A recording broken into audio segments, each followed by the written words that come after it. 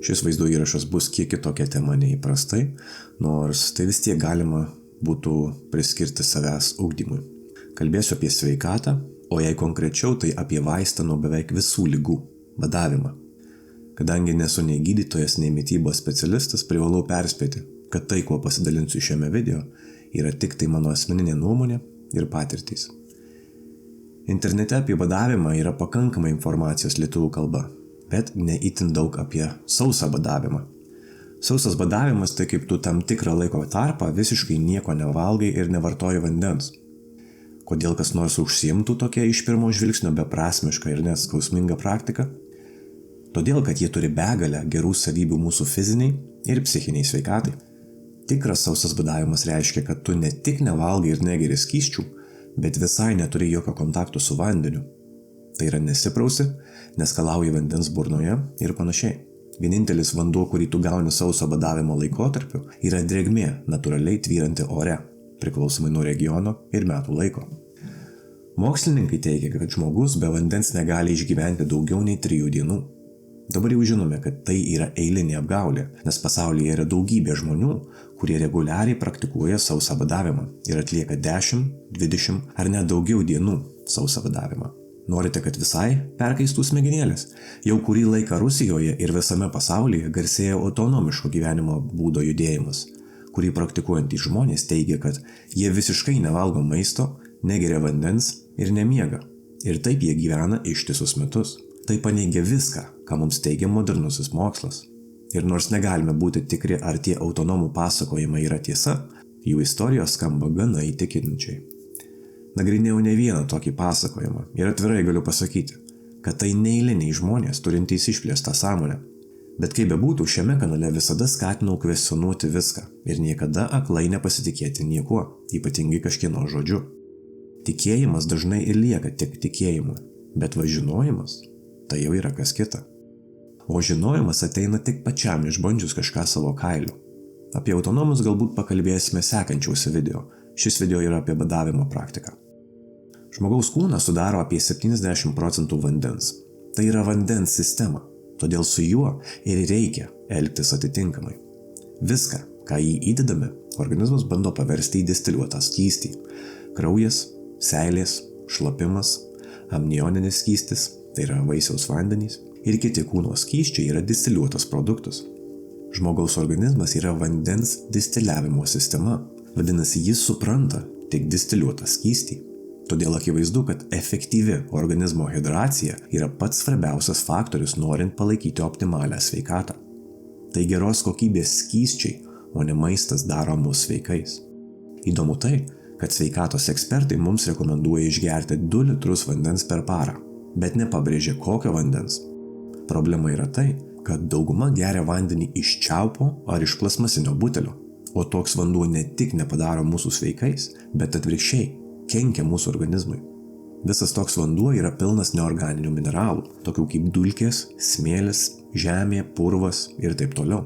Vanduo iš čiaupo yra itin prastas pasirinkimas, nes jame pilna įvairių metalų ir kitų naudingų priemaišų, tokių kaip fluoridas. Dėl Dievo meilės, fluoridas juk yra neurotoksinas, ne veltui aplink tiek daug miegančių zombių. Užtenka pažiūrėti į arbatinuko vidų ir tampa aišku, kad mūsų kasdien vartojamame vandenyje yra daug priemaišų, kurios patenka į mūsų organizmą ir kuomet organizmas susiduria su įvairiais neorganiniais mineralais ir kietomis dalelėmis, jis yra priverstas traukti skysčius iš kitų kūno vietų, tokių kaip plaukai, nagai, dantys ir kitos vietos, kad susidorotų su tų užterštų skysčių filtravimu. Atkreipkite dėmesį, jeigu jūsų rankos yra šiurkščios, atrodo susiraukšlėjusios ir sausos, lūžinėja nagai, slenka plaukai, atsiranda dantų problemos, tai dažniausiai yra skysčių organizme trūkumas, dehidratacija. Jūsų organizmas jums siunčia žinutę, kad jam trūksta geros kokybės skysčių.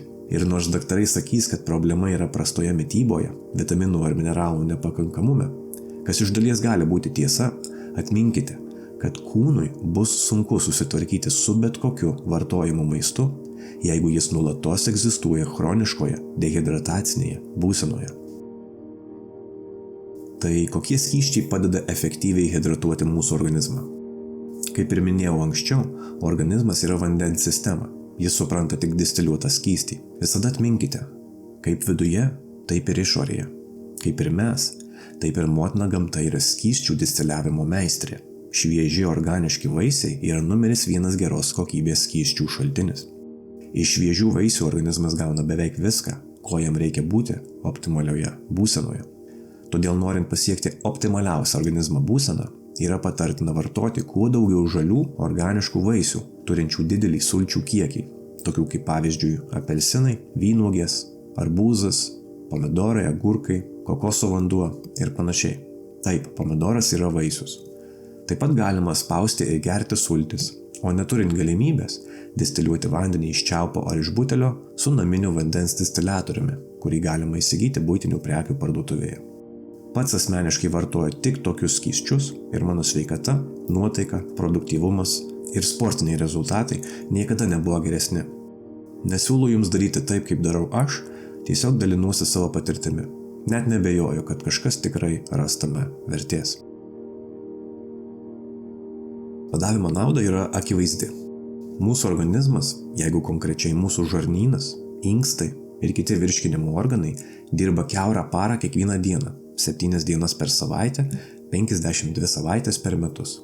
Nuo pat mūsų gimimo jie niekada negauna pertraukos pailsėti, nes mes kiekvieną dieną duodame savo organams darbo vartodami maistą ir skysčius. Vienintelis laikas, kuomet organizmas kažkiek pailsi, tai yra naktinio miego metu. Deja, didelė žmonių dalis turi blogą įprotį vartoti maistą prieš miegą, o tai reiškia, kad vietoje poilsio miego metu organizmas dirba, kad suvirškintų ir suskaidytų maistinės medžiagas. Dažnai tokie žmonės ryte pabunda nepailsėję, neturi energijos ir yra prastos savijautos. O dar blogiau tai, kad vos tik pabudę iš karto eina gaminti pusryčių. Jeigu vartojate daug nesveiko, sunkaus maisto, pirmas dalykas, kurio galite tikėtis sauso badavimo metu, yra detoksikaciniai simptomai.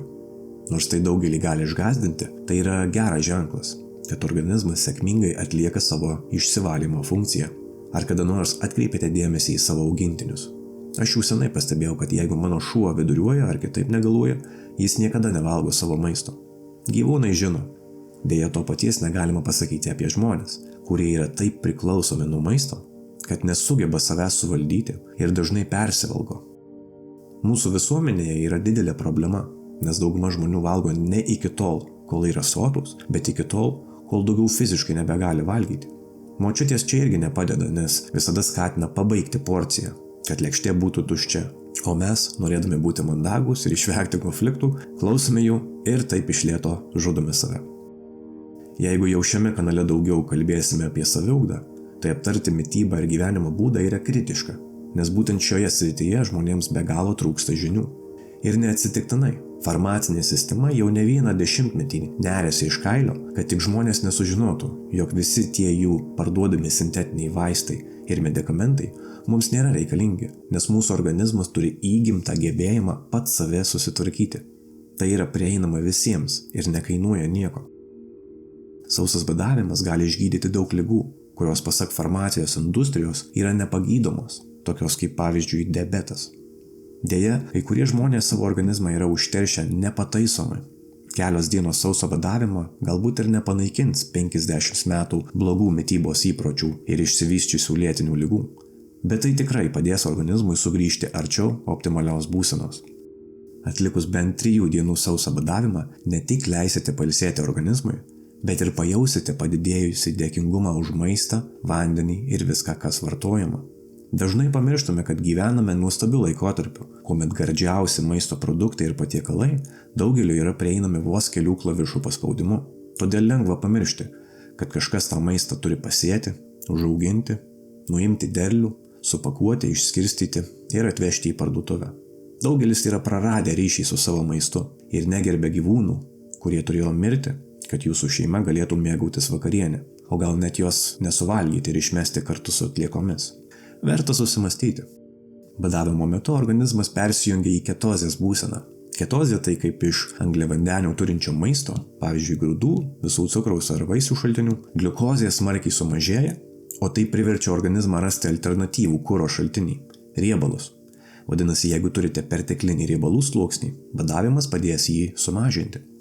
Turint rimtesnių ligų, Kelių dienų badavimas jų neišspręs, prireiks 2 ar 3 savaičių badavimo, bet tikrai nepatartina iš karto eiti taip giliai.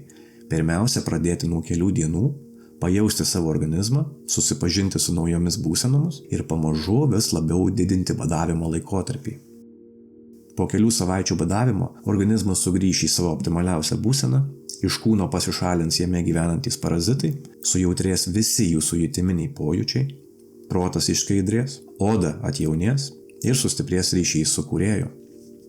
Tikėtina, kad patirsite visai kitą gyvenimo kokybę ir sulauksite naujų suvokimų. Dabar apie pasiruošimą. Nepatartina tiesiog staiga šokti į sausą badavimą. Kad praktika praeitų sklandžiai, reikia jai tinkamai pasiruošti. Priešingų atveju tai, kas turi būti lengva, gali būti sunku ir net skausminga. Pirmiausia, reikia pasiruošti pirmajam mūšiui – kovai su protu. Protas bandys visomis išgalėmis įtikinti jūs, kad tai, ką jūs darote, yra nesąmonė, nereikalinga, nenaudinga ir net žaloja jūs. Tad reikia morališkai save nuteikti, jog tai, ką darote, yra naudinga ir kad ir kas benutiktų, laikykitės savo tikslo. Tikrasis išbandymas prasidės pasireiškus detoksikaciniams simptomams. Jeigu organizmas yra užterštas, gali skaudėti galvą, pykinti, galite viduriuoti, pilvas drebės ir skleis įvairius garsus. Visa tai yra jūsų valios išbandymas. Bet visi tie jausmai ir sensacijos yra geras ženklas, kad prasideda organizmo valymas ir bet kokie pasirodę detoksikacijos simptomai turi būti priimami pozityviai, o nesutikti su panika. Leiskite organizmui daryti tai, kam jis buvo sutvertas. Prieš pradedant sausą badavimą, patartina bent 2 dienas valgyti tik vaisius, kurie turi didelį skysčių kiekį. Pavyzdžiui, arbūzas, vynuogės, apelsinai, melionai ir taip toliau. Taip pat galima gerti šviežias sultis.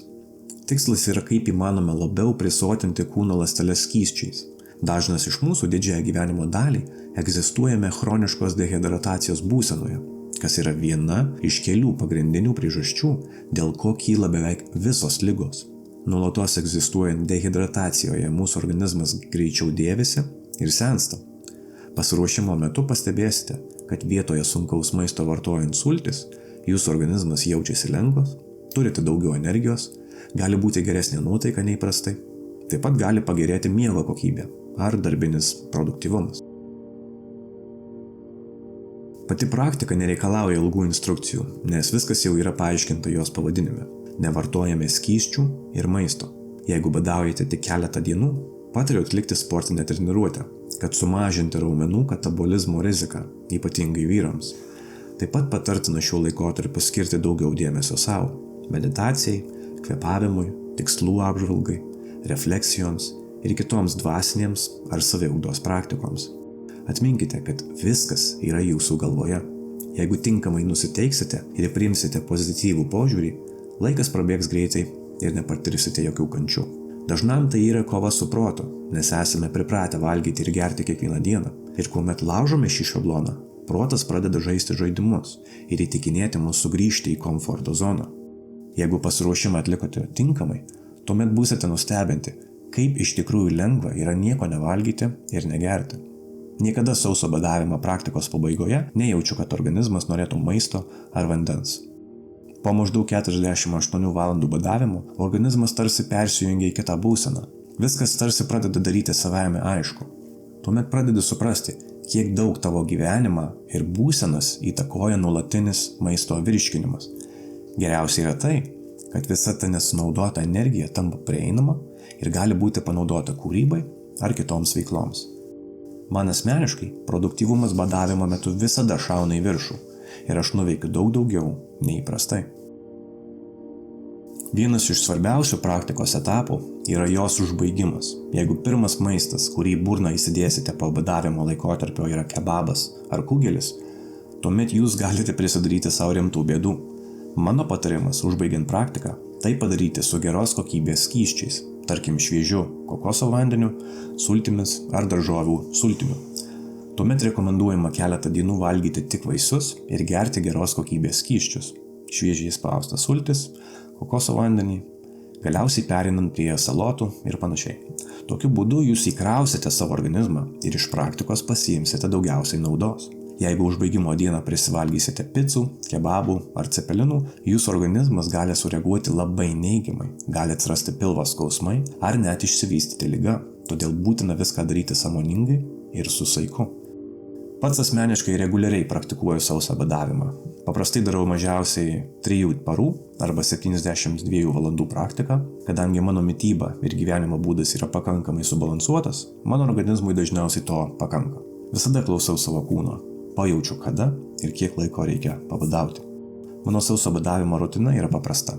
2 dienas prieš pradedant sausą badavimą valgau tik sultingus vaisius, jeigu yra noras, leidžiu savo atsigerti arbatos. Pradėjus sausą badavimą neužsikraunu buitiniais darbais ar reikalais, kurie reikalauja lakstymo, leidžiu savo veikti mažiau ir tiesiog stebiu, kaip gyvenimas sugrįžta į natūralią tėkmę. Taip pat, kiek įmanoma daugiau laiko leidžiu gamtoje. Daugiau skaitau arba dirbu prie projektų, kurie yra mano aistra. Būtinai kiekvieną dieną pasportuoju. Jeigu kurią nors dieną jaučiu, kad turiu mažiau energijos, sporto intensyvumą sumažinu, bet vis tiek atlieku bent bazinius pratimus. Prieš užbaigiant praktiką visada atlieku ritualą, nusimaudau eketėje, jeigu žiema, arba ežere ar upelėje, jeigu vasara. Prieš lyzdamas į vandenį padėkoju už patirtis ir sveikatą, leidžiu vandenį nuplauti viską, kas man netarnauja. Stengiuosi kuo labiau įprasminti tai ir pasiimti iš praktikos kiek įmanoma daugiau. Beveik visi didžiausi mano gyvenime patirti dvasiniai proveržiai įvyko sauso badavimo metu arba iškart po jo. Ir visada viską seku rašydamas dienoraštyje. Patariu ir jums užsivesti užrašus. Sausas badavimas tai yra įrankis, o ne žaidimas. Tai nėra rekreacinė veikla.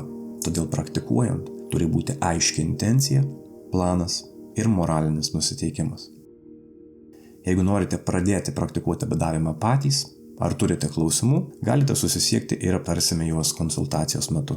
Tai yra rimtas procesas, turintis daug daugiau niuansų, kurių nespėjau sudėti į šį video. Todėl rekomenduoju jo imtis tik tai tinkamai jam pasiruošus. Susisiekti galite elektroniniu paštu jotvingis3@gmail.com. Daugiau naujienų rasite prisijungę į Telegram kanalą. Jeigu manote, kad mano veikla yra prasminga, galite tapti kanalo rėmėju, prisijungę į uždarą platformą Patreon'e. Dėkoju, kad žiūrėjote ir atsisveikinu iki kitų kartų.